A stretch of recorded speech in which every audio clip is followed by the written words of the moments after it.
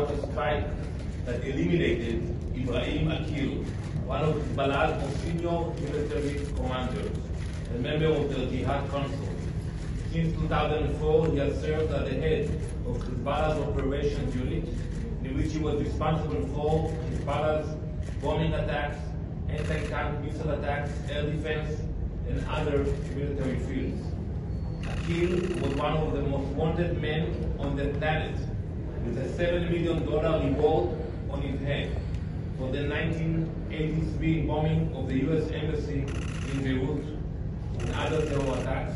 He was responsible for the murder of hundreds of Americans, and Israel served him the justice he so richly deserved.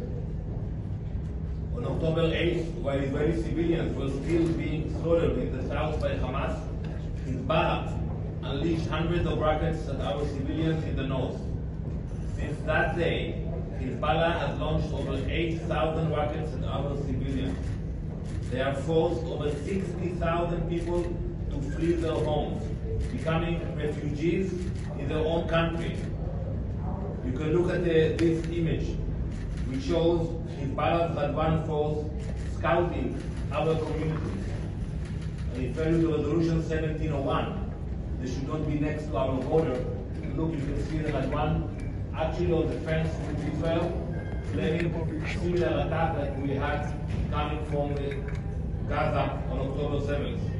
Their sole purpose is to carry out a similar attack against Israeli civilians in the north.